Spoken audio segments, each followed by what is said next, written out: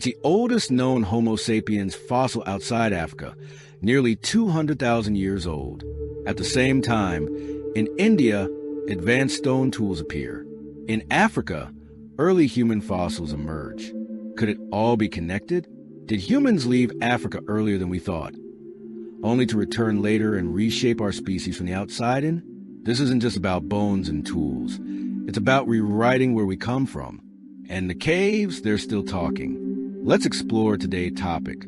High on Mount Carmel, overlooking the Mediterranean, Meslia Cave hides a secret that rocked paleoanthropology.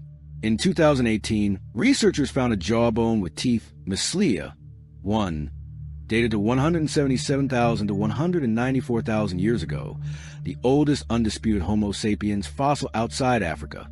Did our ancestors leave Africa earlier than we thought? Or does it hint at a story where humans moved back and forth across continents? The jawbone's traits are classic Homo sapiens. A parabolic dental arch, no shoving on the teeth, fitting our species perfectly. Yet, some features echo Neanderthals. Was Meslia one a pure Homo sapiens or a hybrid from early interbreeding?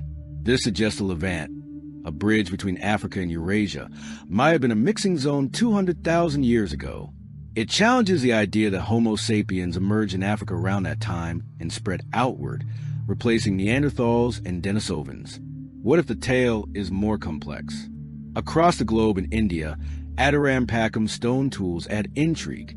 Dated from 385,000 to 172,000 years ago, these aren't crude hand axes but refined levallois flakes, crafted by striking sharp pieces from prepared core.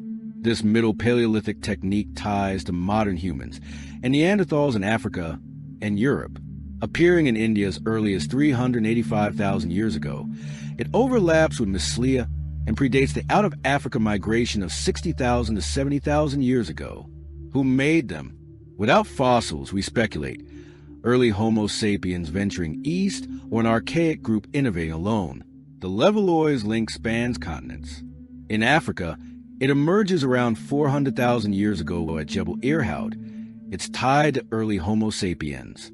At 60,000 years ago, matching the jawbone in 85,000 years. Why does it appear at similar times? It could be independent invention by different hominins, or migration, with sapiens-like group carrying it from Asia to Africa, connecting Adirampaccum, Meslia, and beyond. In Africa, Herto and Omo fossils twist the plot. Herto skulls, dated to 154,000 to 160,000 years ago, show modern traits. High foreheads, flat faces, labeled Homo sapiens, though some see them as transitional. Omo 2, initially dated to 195,000 years ago, is now pegged at 233,000 years. Among Africa's earliest Homo sapiens, their ages align with Meslia and Adirampaccum. What if they're not the star of our species, but a blend of locals and returnees? Homo sapiens, or a close kin living outside Africa 200,000 years ago, then migrating back, shaping Herto and Omo. This flips the out-of-Africa story, hinting at two-way movement. How might this work? Around 200,000 years ago, during marine isotope stage SXS cold, dry spell, Africa's tropics thinned, easing migration. In the Levant, Meslia's residents hunted oryx and gazelles in a milder climate, their levallois tools signaling stability.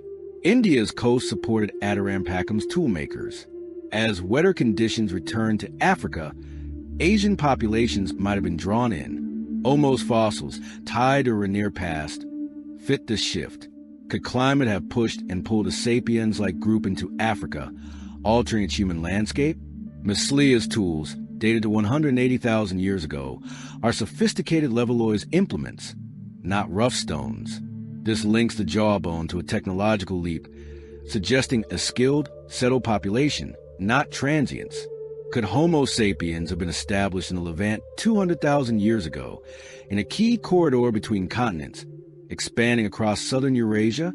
At Adirampaccum, tools shift from Acheulean to levallois over 385,000 to 172,000 years ago, mirroring African trends. Some resemble Middle Stone Age tools from Africa, were they carried by early Homo sapiens, or independently developed, Critics say they might be transitional, suggesting local evolution. Yet, their timing and style overlapping with Mislia and Africa raise questions. Homegrown innovations or spread by wanderers? Where did these groups thrive? The Persian Gulf and India's western coast could have been refugia. During lower sea levels, the Gulf was a fertile basin. India's coast offered marine resources.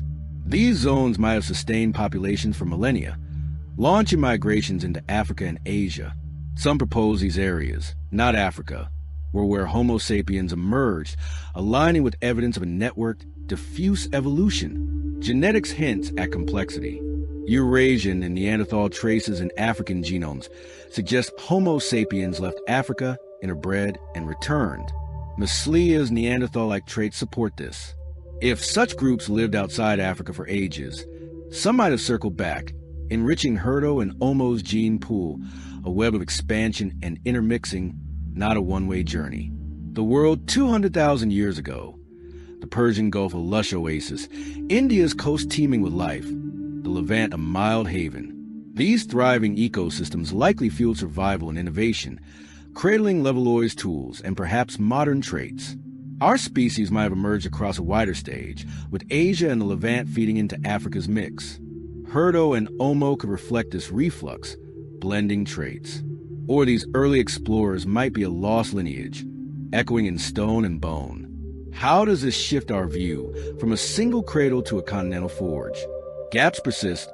Mislia has one jawbone, Adirampacum no fossils.